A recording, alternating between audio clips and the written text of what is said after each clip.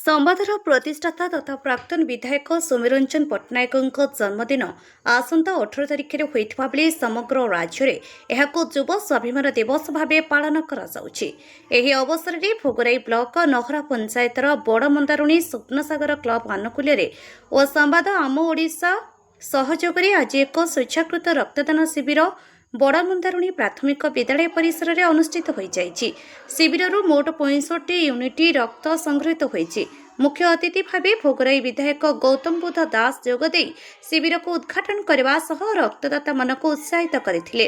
ଶିବିରରେ ଜିଲ୍ଲା ରକ୍ତଦାତା ସଂଘର ସଭାପତି କମଳ ଚକ୍ରବର୍ତ୍ତୀ, ପ୍ରାକ୍ତନ ବ୍ଲକ ଉପାଧ୍ୟକ୍ଷ ରବୀନ୍ଦ୍ରନାଥ ପ୍ରଧାନ, ନହରା ସରପଞ୍ଚ କବିତାରାଣୀ ଜେନା, ପ୍ରାକ୍ତନ ସରପଞ୍ଚ ଗୋପାଳ ଚନ୍ଦ୍ର ମୁଖୀ, ପ୍ରାକ୍ତନ ପ୍ରଧାନ ଶିକ୍ଷକ କମଳ କୁମାର ପଟ୍ଟନାୟକ, ସିଆରସିସି ଶାନ୍ତି ପ୍ରକାଶ ମହାପାତ୍ର, ବିଜେଡି ଯୁବନେତା ମନୋରଞ୍ଜନ ଜେନା, ବିଜେପିର ଯୁବନେତା ଶ୍ରୀକଣ୍ଠ ମହାନ୍ତି, ପ୍ରାକ୍ତନ ସରପଞ୍ଚ ମଧୁସୂଦନ ଦତ୍ତ, ପ୍ରାକ୍ତନ ଶିକ୍ଷକ ଗଙ୍ଗାନାରାୟଣ ପରିଡ଼ା, ରାଜକୁମାର ପରିଡ଼ା, ସମ୍ବାଦ ସାହିତ୍ୟ ଘର ଜଳେଶ୍ୱର ଶାଖାର ସମ୍ପାଦକ ଡକ୍ଟର ଅଜିତ କୁମାର ମହାନ୍ତି, ପ୍ରାକ୍ତନ ପ୍ରଧାନ ଶିକ୍ଷକ ମୁରଲୀ ମୋହନ ପ୍ରଧାନ, ବିଦ୍ୟାଳୟର ପ୍ରଧାନ ଶିକ୍ଷୟିତ୍ରୀ ସସ୍ମିତା ଭଞ୍ଜ, ଡକ୍ଟର ଅଚିନ୍ତ୍ୟ ରଞ୍ଜନ ମହାପାତ୍ର, କଂଗ୍ରେସ ନେତା ଅନନ୍ତ ଦେ, ଖଗେନ୍ଦ୍ର ଦାସ, ବିଜେଡି ନେତା ହେମନ୍ତ ଦତ୍ତ, ଜୀବନ କାଳରେ 49 ଥର ରକ୍ତଦାନ କରିଥିବା ରମେଶ ଚନ୍ଦ୍ର ରାଉଳ, ବିଶେଶ୍ୱର ପଣ୍ଡା, ଗୋପାଳ ଜେନା, ହରିଶ୍ଚନ୍ଦ୍ର ପ୍ରଧାନ, ରମେଶ ଚନ୍ଦ୍ର ପ୍ରଧାନ, ଖଗେନ୍ଦ୍ର ନାଥ ପ୍ରଧାନ, ଅମ୍ବରୀଶ ପରିଡ଼ା, ଅଙ୍ଗନବାଡି କର୍ମୀ ଆରତୀ ଦାସ, ସୁବଲ ଚନ୍ଦ୍ର ଦାସ, ସାମ୍ବାଦିକ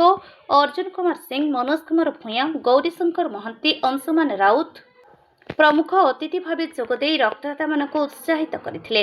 କ୍ଲବର ସଭ୍ୟ ତଥା ଶିବିରର ମୁଖ୍ୟ ଉଦ୍ୟୋକ୍ତା ସୁବ୍ରତ କୁମାର ପ୍ରଧାନ, ଶାନ୍ତନୁ ପରିଡ଼ା, ଜୟନାରାୟଣ ପରିଡ଼ା, ରାଜୀବ ପ୍ରଧାନ, ଉତ୍ତମ ଦଳାଇ, ସଂଗ୍ରାମ କେଶରୀ ପରିଡ଼ା, ସୁଜିତ ପରିଡ଼ା, ଗିରୀଶ ଶଙ୍କର ପରିଡ଼ା, ରାମଚନ୍ଦ୍ର ପରିଡ଼ା, କାଶୀନାଥ ପରିଡ଼ା, ଲକ୍ଷ୍ମଣ ପରିଡ଼ା, ଶିବଶଙ୍କର ପରିଡ଼ା, ବିପିନ ପାତ୍ର, ମଦନ ଦଳାଇ, ଗୋପାଳଚନ୍ଦ୍ର ମହାନ୍ତି, ମନୋଜ କୁମାର ପରିଡ଼ା, ସରୋଜ ପାଳ, ଦେବାଶିଷ ପ୍ରଧାନ, ଦୁର୍ଗାଶଙ୍କର ଦଳାଇ, ଦିଲ୍ଲୀପ ପରିଡ଼ା, ବିଶ୍ୱନାଥ ରାଉଳ, ଦେବବ୍ରତ ପ୍ରଧାନ, ଚିନ୍ମୟ ଦାସ, ସଞ୍ଜିତ ଦାସ, ସରୋଜ ପାଳ, ବିକାଶ ରାଉଳ, ସୁଦୀପ ପରିଡ଼ା, ତାପସ ଗାୟନ, ଅଜୟ ଜେନା ପ୍ରମୁଖ ଉପସ୍ଥିତ ହୋଇ ଶିବିରକୁ ପରିଚାଳନା କରିଥିଲେ।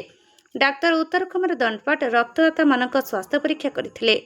ଆମ ଓଡ଼ିଶାର ସହଯୋଗୀ ଲକ୍ଷ୍ମୀଧର ବାରିକ, ସମ୍ପାଦର ଉତ୍ତର ବାଲେଶ୍ୱର ପ୍ରତିନିଧି ସତ୍ୟବ୍ରତ ପ୍ରଧାନ, କମର୍ଦ୍ଧା ପ୍ରତିନିଧି ନରନାରାୟଣ ମିଶ୍ର, ସମ୍ବାଦ ବସ୍ତା ବ୍ଲକ କୁଳିଦା ପ୍ରତିନିଧି ଜନ୍ମଜୟ ପରିଡ଼ା ପ୍ରମୁଖ ଶିବିର ପରିଚାଳନା କରିଥିଲେ।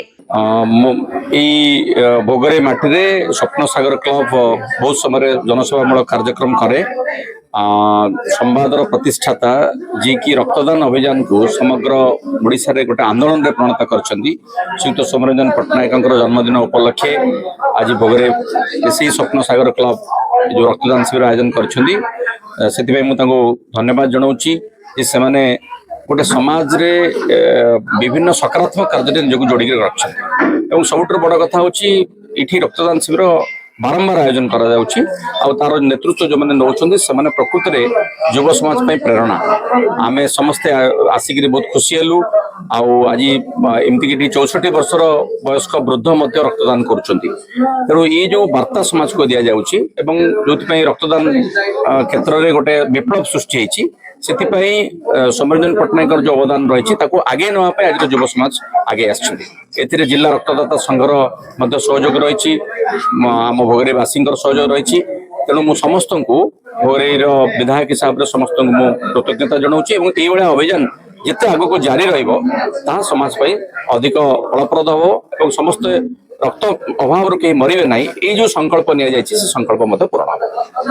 ଜଳେଶ୍ୱରରୁ ମନୋଜ କୁମାର ଭୂୟାଙ୍କ ରିପୋର୍ଟ, ଅପରାହ୍ନ ଲାଇଭ୍।